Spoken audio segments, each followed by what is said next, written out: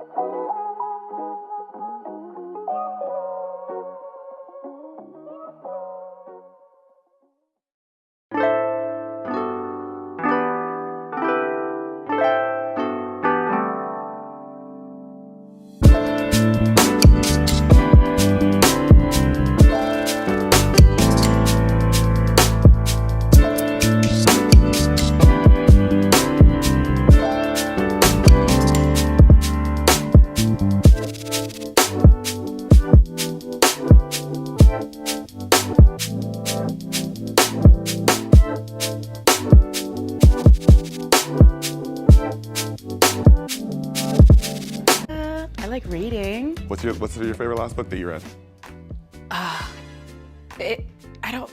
It's like it's a romance. It's kind of like a Wattpad.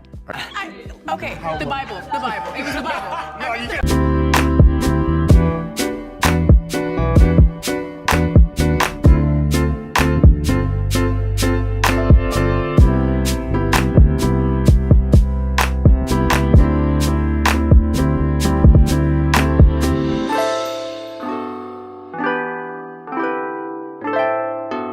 These are the spiciest books I've read in 2024 so far. I'm talking about books that are strictly 4 to 5 chili peppers, like top tier shit, don't read them in public kind of books. Let's go. I'm talking about a man with red flags.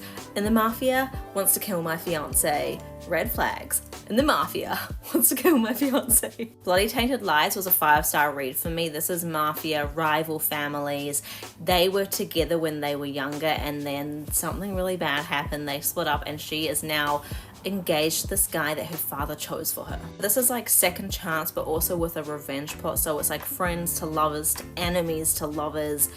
It was just delicious. Look, I know everyone's probably read this already, okay, but I'm just starting my Rena Kent journey and I don't understand why everyone hates this man. Like, I know he is not great. He has a lot of red flags. I know that, but I loved the damaged asshole. I understand he's batshit crazy, like wild. Okay, the cliff scene, ma'am, please. But this is also one of my favorite, like, you're mine, touch her, even look at her, breathe in her direction, and you die. Basically, if you don't like CNC, don't read this book, and if you do like CNC, then read this frickin' book. I could not fault this book. This book had everything I wanted in a dark fantasy. I'm talking about the most delicious spice. 2 guys, 1 girl, very much a white shoes, multiple different point of views, magic, world building, just fucking, it was so good. It was also like dark and gory and just ruthless, and I was eating it up. Moreover can just rip my soul out. I don't frickin' need it as long as I have these books. Also, it's very much enemies to lovers, so the spice is spicing and they also hate each other, so that's great.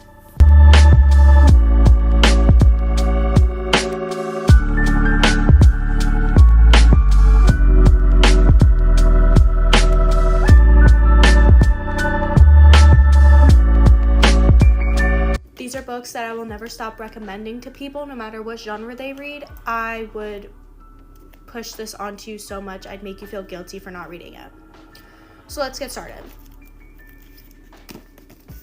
Flawless by Elsie Silver. I've only read the first 2 books of the Chestnut Spring series, but I made my friends read the first 2 books and they love it. They're waiting actually for me to buy the other ones so they can borrow them again. Yeah. Again, I will actually never stop talking about Chloe Walsh, the way that she writes her characters and the friendships, the love, the trauma, everything around it. My friends have loved me more for this. We have a stronger connection because we all read these books. One Dark Window by Rachel Gillig.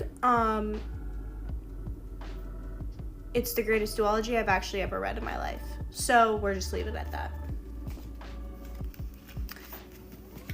Say You Swear by Megan Brandy. This one did a number on me. It really did. I'm not the same after this book. Part of Your World by Abby Jimenez. I know everyone told me to read the Part of Your World series, and I should have listened sooner. I'm so sorry. I'm so sorry. A Court of Thorns and Roses by Sarah J. Maas. Throne of Glass by Sarah J. Maas. Those 2 series. Forever and Always. Magnolia Parks by Jessa Hastings. This book was not my favorite. I won't even lie. I will say I did throw it across the room though when I finished it because the plot twist was just unmatched. It was unmatched. I've never experienced something like it. Powerless by Lauren Roberts. Of course. Of course. Addicted to You. See, I just finished this book 2 days ago and I should have listened sooner. I'm about to buy the entire series right now because I know that this will forever be in my heart for my entire life. Fourth Wing and Iron Flame by Rebecca Yarros. I will forever recommend that. The Summer of Broken Rules. Again, finished just a few days ago, but it was perfect. It was perfect. I loved it. Dance of Thieves by Mary E. Pearson. I just can't. I just finished Vow of Thieves the other day. I just, thank you. And last, but especially not least, this book, and this book particularly in Crescent City, particularly these 2 books in Crescent City series. Yes, please. Thank you guys so much for watching. I hope you enjoyed it. Please comment any book recommendations. Ciao! Let's talk about the 9 books that got me back into reading / just like the best books I've read over the past year. And will also certifiably guaranteed get you back into reading. Unless you don't like them. I don't know. The first book on this list is Vicious by V. Schwab. This is really a duology right now, but I'm pretty sure that the 3rd book is coming out sometime soon. So these books follow the story of 2 college roommates who basically figure out how to give themselves superpowers. So there's a past and a present timeline, and the past timeline is when they're in college doing that. And then the present timeline, let's just say they are not friends anymore. And then we have Divine Rivals, which I read very recently and rated it 5 stars. Of course, I'm sure you guys have seen this if you're on Booktok at all, but if you don't know what it's about, essentially it follows 2 characters who are kind of rival journalists. They work at the same place and are vying for the same promotion, and amidst all of that, there is a war going on in their country. And essentially, they end up being able to communicate through this magical typewriter, and they're kind of spilling all their deepest, darkest secrets to each other. And the guy knows that it's her, but she doesn't know that it's the guy. T. Second book on this list for me is Bunny by Mona Awad. This book is really kind of hard to categorize. I'm not sure if I would say it's like dark academia or horror. Probably both, but essentially this book follows the story of a girl who is going to an elite school for writing, and she falls into an unconventional friend group, shall we say. And that's really all you need to know. If you need something weird, Bunny will do it for you. And the next books on this list I'm just going to put into their own category together. So it's obviously Beach Read and Book Lovers by Emily Henry. And Book Lovers was actually my first Emily Henry book, and it has a very special place in my heart because of that. I love all of her books. I love Happy Place. I gave it like a 4.5 or 5 stars, but I think out of her books that I've enjoyed the most, it was these 2, and if I were going to recommend her books to someone to get back into reading, it would definitely be one of these 2. So the next book on this list is Beartown by Frederick Bachman, and I think this is definitely probably in my top 3 like all-time favorite books, and Frederick Bachman is also one of, if not my favorite author. So this book is kind of hard to give a synopsis for, but essentially it's about a very small community that lives in a freezing climate, and it's kind of about their hockey team, but also really just about everyone in the town and family and friendships and all of that. But I love this book so much. This is one of my like 6-star reads, and I think it should just be required reading. So the next book, or series I guess I should say, on this list is Throne of Glass. I would also have ACOTAR on this list, but I actually stumbled across ACOTAR like 3 or 4 years ago, so I didn't read them in the past year. But this series I am sort of in the middle of right now. I finished Queen of Shadows the other day, and I'm sure most of you know what Throne of Glass is about, but if you don't, I guess the synopsis I'll give is that it's kind of just an epic fantasy story with some of the best characters and best relationships you'll ever read. So if you haven't read Throne of Glass, just do it. What are you waiting for? Then we have The Love Hypothesis by Ali Hazelwood, and people always clown on me when I say that I like this book, but I don't care. It was so enjoyable to read and entertaining, and I still think about this book sometimes. I'll probably reread it soon, honestly. But basically, this book is fake dating. It's in a, like, not college, but school setting. It's about a PhD candidate who essentially ends up needing to fake date one of the professors in her program. And that's all you need to know, okay? Go into this, have fun. If you're in a reading slump, The Love Hypothesis. And lastly, we have Babel by R.F. Kuang, and the word that comes to mind here is masterpiece. R.F. Kuang's mind blows my mind. So this book is dark academia, which I love, and it follows the story of a young Chinese boy who ends up traveling to London to enroll in a prestigious translation program at this college. Although while he's there, he realizes that maybe this program and the whole school is really not ethically the best thing, and he decides to become part of a secret society to fight that program. And this book is just unreal. Like, I can't believe that one human being wrote this and has this much like knowledge and insight, and I just love this book. Another 6 stars for me, so definitely, if this sounds interesting to you, pick it up. So those are the 9 books that got me back into reading. Let me know what books got you guys back into reading, and we'll talk soon.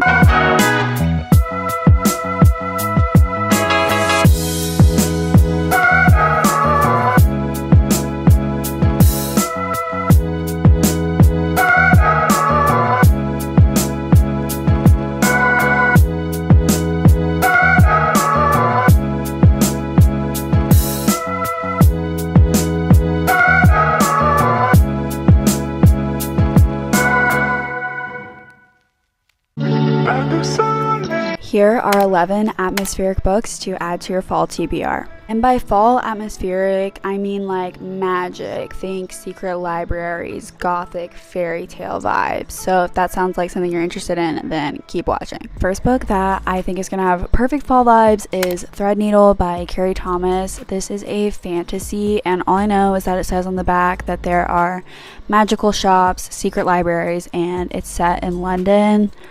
What more could you ask for? And then the next book, and actually my current read, is One Dark Window by Rachel Gillig. This is the book that actually inspired this video because this is the most fall atmospheric book I think I've ever read. It's a fantasy, but honestly it's kind of hard to explain the premise, and I really think it's better if you just go into it not knowing much. It's just like a gothic fairy tale vibe. The magic system is super cool, and all of the characters are amazing. I cannot wait for the second book that's coming out next month.